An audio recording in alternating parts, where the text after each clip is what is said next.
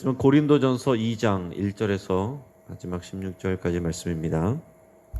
자, 오늘 본문을 통해서 세상 지혜와 참 지혜라는 제목으로 말씀의 은혜를 같이 나누겠습니다.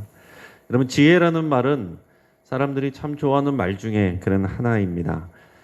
그래서 딸 이름을 지혜라고 하는 사람들이 많이 있습니다. 우리 주변에 지혜라는 이름을 가진 또 사람들이 여러분 주변에도 몇 명씩은 다 있을 겁니다. 이 지혜라는 말이 헬라어로는 소피아예요. 많이 들어보신 것 같죠? 그래서 외국인들도 또 딸의 이름을 소피아라고 이렇게 종종 붙입니다.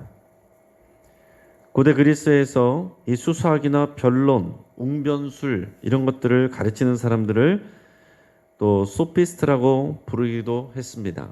소피아에서 소피스트라는 말도 이렇게 연관이 다 된 것입니다.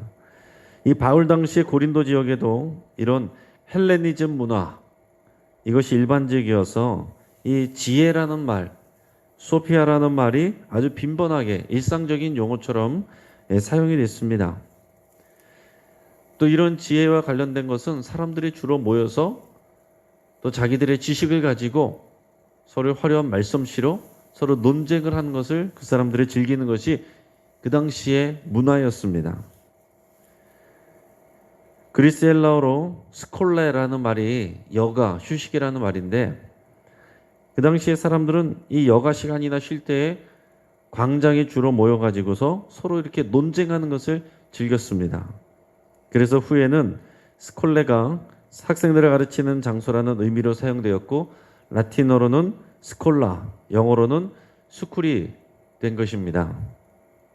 그래서 그 당시에 어떤 선생이나 웅변가가 이제 다른 도시로 가게 되면은 자기 능력을 과시하기 위해서 또 여러 사람들과 그런 광장에서 논쟁하기를 즐겼습니다. 그래서 논쟁을 벌여서 누가 더 깊고 많은 지식을 더 유창하게 말하는가 이거를 겨루는 것입니다. 그렇게 사람들에게 인정을 받아야 그 도시에서 인정받으면서 정착할 수 있게 되는 것이거든요. 그래서 사도 바울이 처음에 고린도 지역에 와서 복음을 전할 때 사람들은 그런 여러 사람들 중에 하나 정도로 생겼고 그가 말하는 말을 들어본 것이죠. 하지만 바울은 그런 사람들의 방식을 취하지 아니하였다라고 말하고 있습니다. 오늘 본문의 1절, 2절 말씀을 같이 읽겠습니다. 시작. 형제들아, 내가 너에게 나아가 하나님의 증거를 전할 때에 말과 지혜의 아름다운 것으로 아니하였나니 내가 너희 중에서 예수 그리스도와 그가 십자가에 못 박하신 것 외에는 아무것도 알지 아니하기로 작정하였음이라. 아멘. 자, 사도 바울은 그 당시 일반적인 이 말과 지혜의 아름다운 것, 이런 웅변과 수사학, 변론하는 것 이런 것으로 복음을 전하지 아니하였다라고 그랬습니다. 여러 가지 논리나 인문학적인 지식이나 수사학적 기법을 사용하지 아니하였다라고 말하는 것입니다. 자, 사도 바울은 오늘 2절에서 말하는 것과 같이 내가 예수님이 그리스도시고 그리스도가 십자가에 못 박히셨다라는 이 단순한 복음 외에는 아무것도 알지 아니하기로 작정하였다라고 고백하고 있습니다. 그럼 사도 바울이 배운 것이 많습니다. 그럼에도 불구하고 오직 예수 그리스도가 십자가에 못 박히셨다라는 것 외에는 아무것도 알지 아니하기로 스스로 작정하였다라는 것이죠. 물론 사도 바울이 쓴 이 서신서의 내용들은 굉장히 논리적이고 그가 받은 이런 학문적인 영향이 있어요. 그래서 후대에도 이 복음을 이해하는 데 있어서 굉장한 도움이 되고 연구 가치가 되고 그렇게 됐습니다. 그럼에도 불구하고 사람들에게 다가갈 때 그런 익숙한 방법을 그들에게 또 사용은 하지만 그 내용을 전하는 데 있어서 다른 주변적인 지식에 초점을 맞추는 것이 아니라 예수 그리스도가 우리를 위하여 십자가에 못 박히셨다라는 이런 단순한 내용을 전했다라는 겁니다. 여러분, 예수님이 그리스도십니다. 또 그리스도가 우리를 위하여 십자가에 못 박히셨습니다. 여러분, 이런 간단한 말로 어떻게 사람들을 설득할 수가 있고 어떻게 변화시킬 수가 있겠어요? 여러분, 이것을 가지고 여러분의 가족들에게 얘기를 하고 안 믿는 사람들에게 나가서 전도를 해보려고 하면 귀담아 듣는 사람이 얼마나 있습니까? 하지만 사도 바울은 이런 사람의 말과 논리적 설득력, 이것이 사람을 변화시킬 수 없다는 것을 분명히 확신하고 있습니다. 오직 사람을 변화시키는 것은 논리가 아니라 예수님의 십자가 부활 복음뿐이다라는 것을 분명히 확신하고 있는 거예요. 바울은 우리가 아는 것처럼 정통한 그 당대의 스승 가말리엘에게서 율법을 외운 사람입니다. 헬라 철학도 배운 사람인 완전 엘리트이죠. 그리고 수사학이나 철학적 지식을 몰라서가 아니라 자신은 오직 복음만을 전하기를 원했다라고 말하고 있는 것입니다. 그리고 여러분, 그 당시에 사람들에게 이런 호소력을 가지려면 이 외적인 인상이나 태도도 상당히 중요했습니다. 그런 수사학을 요즘으로 말하면은 또 커뮤니케이션 이론 이렇게 얘기를 할 수가 있는데, 사람이 어떤 자세를 취하여야 하느냐, 또 시선 처리를 어떻게 해야 되느냐, 내용의 전개를 어떻게 구성해야 효과적이느냐, 또 얼만큼의 음과 얼만큼의 속도로 말하는 것이 효과적인지에 대해서 또 가르쳐주는 것이 커뮤니케이션 이론이에요.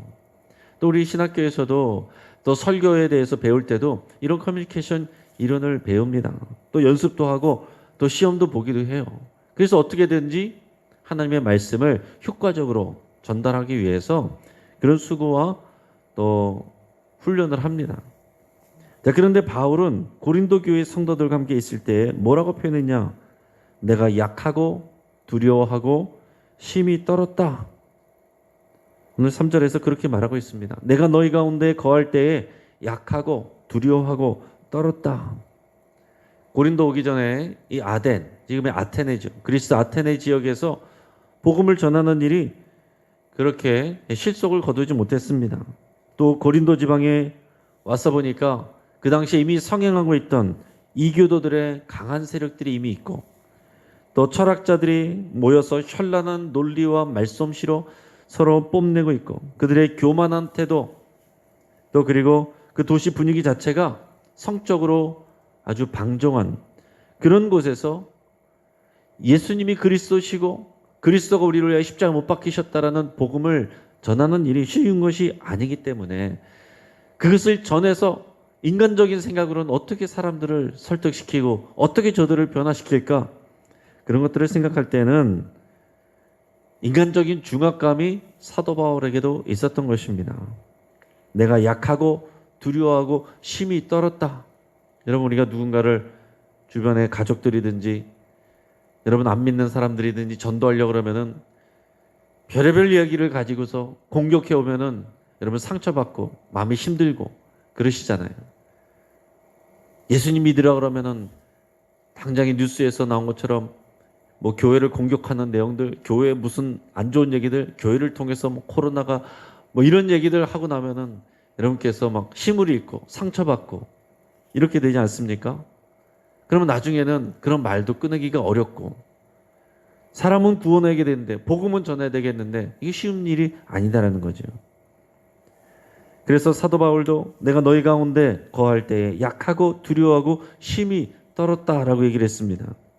그러니까 인간적인 모습으로 보면 효과적으로 설득하기에 적합하지가 않았다라는 겁니다. 그럼에도 불구하고 바울이 그 얘기를 하는 것은 내가 전도하고 내가 복음 전하고 내가 선교하고 내가 이 고린도 교회에 세워 갈 때에 말과 논리와 지식이 아니라 오직 성령의 나타나심과 능력으로 된 것임을 내가 확신한다 라고 그렇게 표현하고 있습니다. 오늘 본문의 3절에서 5절까지 말씀을 같이 읽겠습니다. 자, 시작. 내가 너희 가운데 거할 때에 약하고 두려워하고 심히 떨어노라. 내 말과 내 전도함이 설득력 있는 지혜의 말로 하지 아니하고 다만 성령의 나타나심과 능력으로 하여 너희 믿음이 사람의 지혜에 있지 아니하고 다만 하나님의 능력에 있게 하려 하였노라. 아멘.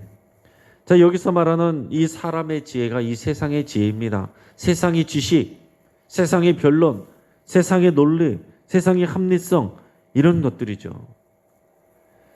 우리가 그것이 필요합니다. 그것을 무시해서는 안 돼요. 그래서 제가 주일 설교를 준비할 때는 좀 더 쉽게, 주일에는 안 믿는 분도 초신자도 그냥 가족 때문에 오신 분도 뭐 있으시잖아요. 그래서 그냥 성경적인 얘기, 우리에게는 익숙한 얘기를 해도 그것이 도대체 무슨 내용인지 알지 못하고 그냥 왔다 가는 분들이 있을 수 있단 말이죠. 그래서 주일에는 가급적이면 쉽게, 그리고 예화도 넣어서 우리의 일상적인 용어로 하려고 애를 쓰고 노력을 합니다.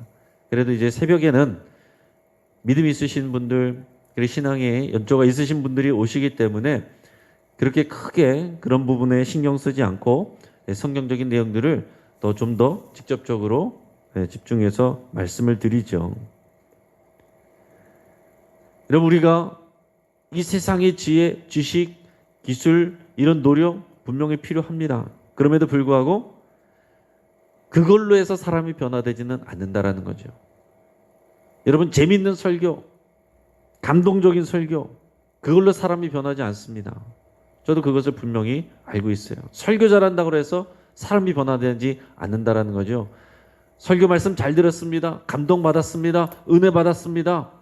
그것으로 변화되지 않는다는 것을 분명히 알고 있습니다. 여러분, 듣기 좋은 설교와 배울 게 많은 교육, 교회 다니면서도 그냥 그거 즐기면서 다니는 분들이 있습니다. 하지만 삶은 전혀 변화되지 않아요. 어제나 오늘이나 또 내일도 똑같은 모습으로 늘 똑같은 말을 하고 변화되지 않는 그런 성품으로 살아가는 교인들이 얼마든지 많이 있다는 것이죠. 그래서 거기에 맞춰서 그냥 그렇게 살든지, 아니면은 거기에 대해서 회의감을 가지고 또 상처받고 힘을 잃는 그런 사역자들도 많이 있습니다. 아무리 말씀을 전하고 또 설교를 하고 교육을 했는데도 사람이 변하지 않아요. 여러분, 사람이 변하는 것은 우리 인간의 말과 지혜로 되는 것이 아닙니다. 그것은 도구가 되고 통로로 사용하는 것이고, 결국 사람을 변화시키는 것은 성령의 나타나심과 능력이다라는 거죠. 여러분, 이것을 사도 바울이 분명히 고백하는 것입니다. 그래서 일부러 세상의 지혜와 말과 지식으로 하지 아니하고 단순한 복음을 전하였다라고 얘기를 하는 것입니다. 성령이 역사하셔서 사람들의 마음을 부드럽게 하시고, 늘 들었던 말씀인데도 십자가와 부활의 복음이 듣는 자들에게 그 자신에게 강력하게 부딪혀 오게 하시는 겁니다. 그 우리가 사람을 변화시킬 수 있는 것이 아니고 오직 성령님이 변화시키는 겁니다. 그러니까 여러분들의 가족들, 믿지 않는 가족들, 여러분의 주변 사람들에게 전도하는 것도 너무 부담 갖지 마세요. 내가 저 사람들을 어떻게 변화시키나? 변화 못 시킵니다. 내가 어떻게 저 사람들을 설득시키나? 설득 못 시킵니다. 그냥 복음을 선포를 하시는 거예요. 그 사람들이 받아들이든지 안 받아들이든지, 여러분, 그것에 대해서 부딪혀 온다고 할지라도, 부딪혀 오는 것은 내 말을 들었기 때문에 그렇게 되는 거거든요. 그러나 그 말씀이 언젠가는 그 사람에게 성령의 역사를 통해서 부딪혀 오고, 그것을 통해서 그 말씀 가운데 그 사람이 주님 앞에서, 십자가 앞에서 넘어지는 그런 때가 오는 거예요. 내가 얘기했다고 변화되지 않아도 누군가 여러 사람들을 통해서 그런 계기가 오게 되는 것입니다.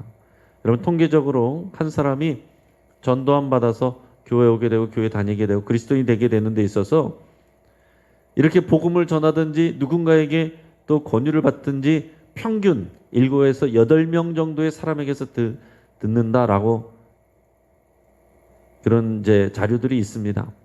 그러니까 내가 해서 변화되지 않는다고 여러분 그것에 대해서 염려할 필요가 없어요. 그 7, 8명 중에서 내가 한 사람이 되면 되는 것입니다.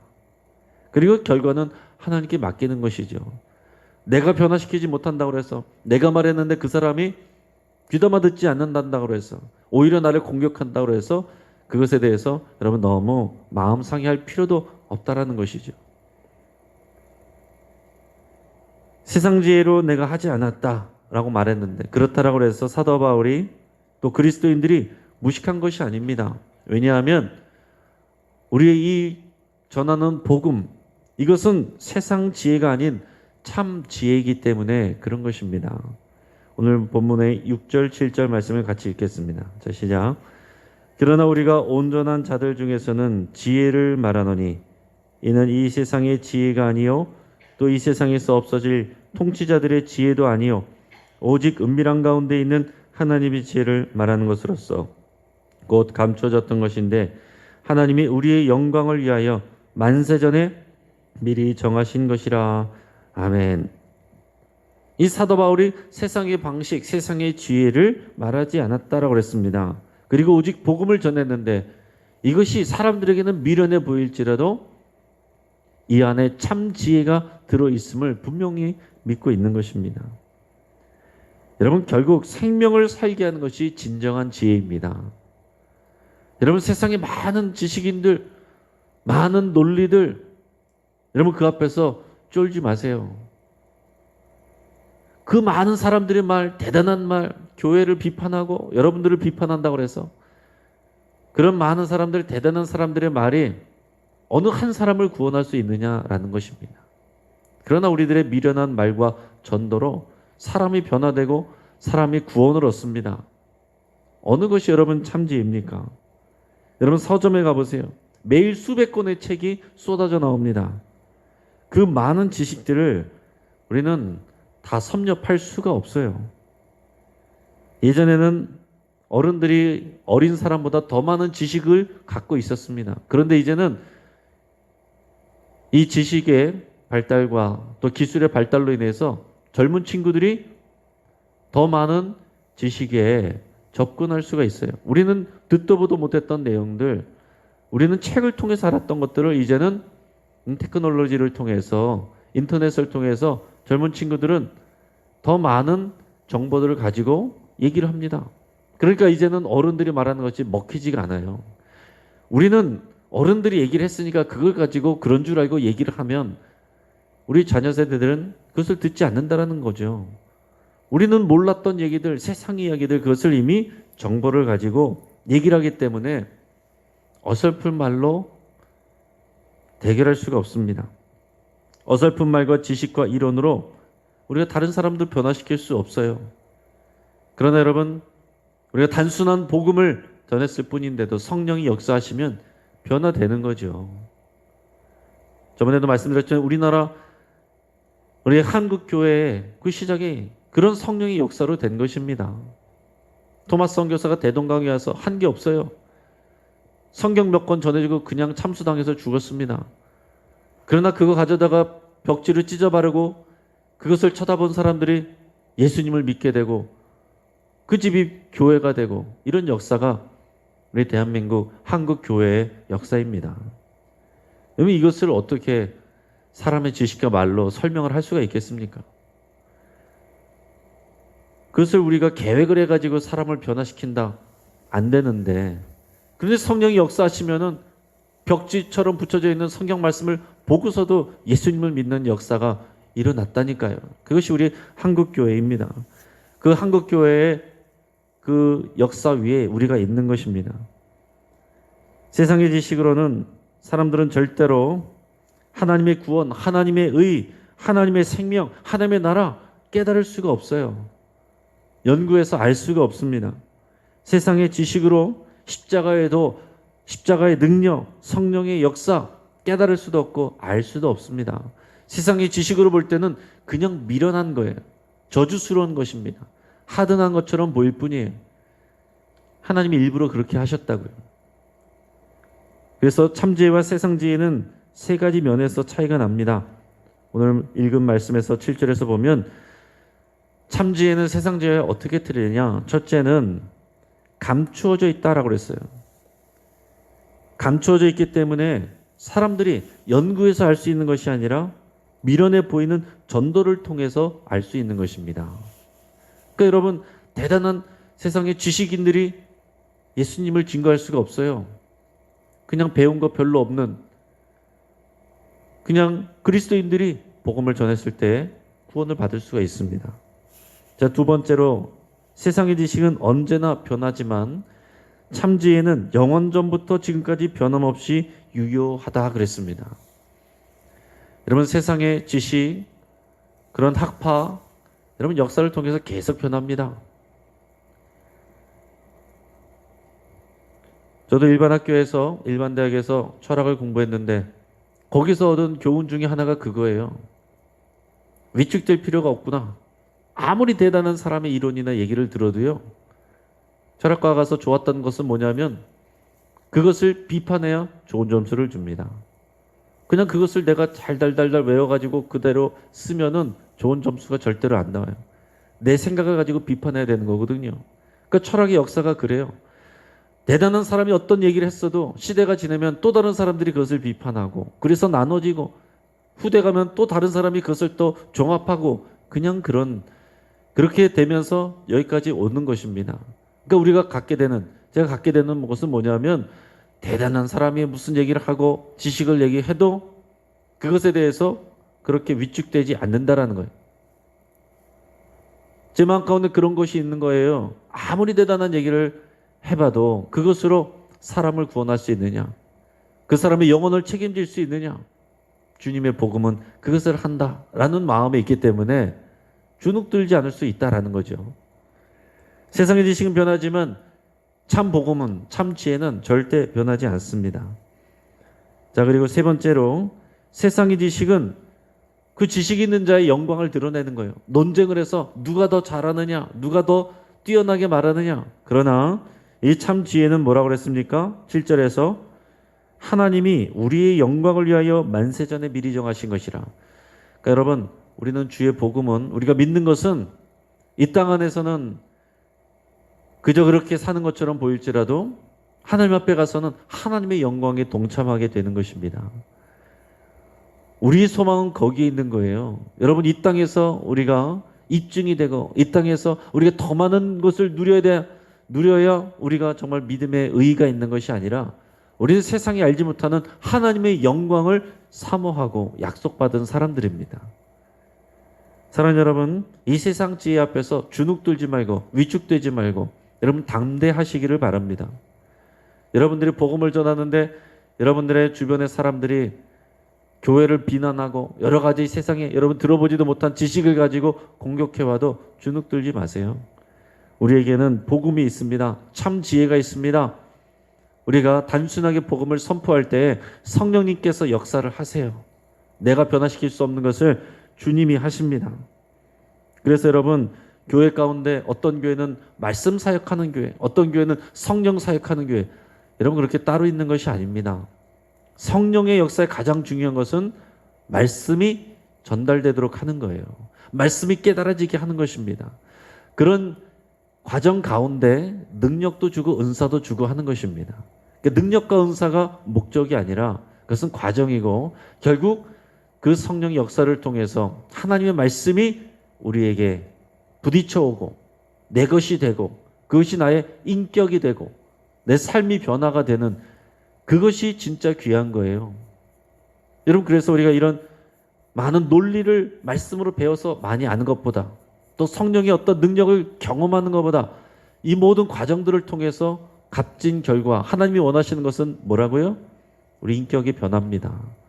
그래서 여러분, 이 공감의 말, 생명을 살리는 말, 여러분 이것은 최종적인 열매에 대해서 먼저 말씀을 드리는 거예요. 믿지 않는 사람들도 할 수 있는 말 같지만 그 근본이 뿌리가 틀린 것입니다. 우리가 서로 좋은 사회를 만들기 위해서 좋은 말을 하자, 공감을 하자, 그게 아니라 참 지혜가 우리에게 하나님의 영광을 약속하고 있고 성령이 우리에게 성령의 열매를 맺도록 도와주시기 때문에 우리가 성령의 열매, 변화된 삶, 또 주님의 영광, 생명의 구원, 이것을 위해서 우리 인격이 변화되어야 되고 그것을 위해서 우리 말이 변화해야 되고 내가 변화돼야 우리 가족이 변화되고 주변 사람이 변화되고 교회가 변화되고 하는 것입니다. 여러분, 이런 단순한 하나님의 복음을, 예수님의 십자가 복음을 우리 가슴 속에 분명하게 새기시고 그 성령의 능력을 의지하시고 이 세상 가운데 당당하게 살아가시는 저 여러분 되시길 주의 이름으로 축복합니다. 같이 한번 기도하겠습니다. 오늘 말씀을 붙잡고 함께 기도하겠습니다. 여러분, 세상의 지혜가 아니라 참 지혜를 더 깊이 알아가도록 여러분 위해 함께 기도하겠습니다. 하나님, 우리에게 참 지혜를 알려주시고 우리가 참 지혜, 주님의 복음을 더 깊이 알아가고 확신하고 우리 마음에 새겨지고 그 복음으로 살아나는 우리가 삶이 되게 하여 주옵소서. 여러분 그렇게 기도하시기 바랍니다. 십자가와 부활의 복음, 하나님 나라의 복음을 더 배우고 그 진리 안에서 살기로 여러분 그렇게 결단을 하시고 또 성령의 역사하심을 여러분 기대하시면서 성령님 나를 도와주시옵소서. 성령님 나를 변화시켜 주시옵소서. 성령의 열매를 맺게 하여 주시옵소서. 내 입술을 성령으로 인쳐 주시옵소서. 여러분 그렇게 간절히 기도하실 수 있길 바랍니다. 우리 오는 주일은 우리 영신교회 창립 45주년 되는 그런 날입니다. 인간의 지혜로 대결하고 갈등하는 것이 아니라 참 지혜를 배우면서 하나됨을 지켜가는 교회가 될 수 있도록 여러분 위해서 함께 기도하겠습니다. 코로나뿐만이 아니라 더 어려운 상황이 올 수 있습니다. 그럼에도 불구하고 흔들리지 않는 굳건한 지혜와 믿음을 우리 교회에 부어달라고 여러분 함께 기도하겠습니다. 우리 모리타니아 권경석 선교사님 위해서 함께 기도해 주시기 바랍니다. 모리타니아는 모래바람이 가득한 나라입니다. 종교 경찰이 와서 성도들을 핍박하고 잡아가는 이슬람 국가입니다. 그런 곳에서 가난한 사람들과 장애우들의 어머니가 되어주는 이 권경숙 선교사님, 잘 모를지라도 이 이름을 불러 하나님께 올려드리면서 능력과 강건함을 부어주시도록 위해서 함께 기도하시길 바랍니다. 또 교회 소모임 관련해서 확진자들이 계속 나오고 뉴스들이 나오고 있습니다. 여러분 빨리 진정이 되고 한국 교회가 세상의 본이 되고 소망이 되기를 위해서 함께 기도하겠습니다. 교회가 이런 어려움 속에서 슬기롭게 참지혜를 배워갈 수 있기를 더욱 참지혜에 우리가 붙들리기를 위해서 함께 기도하겠습니다. 우리가 주여 한번 간절히 부르짖고 합심하여 함께 기도하겠습니다.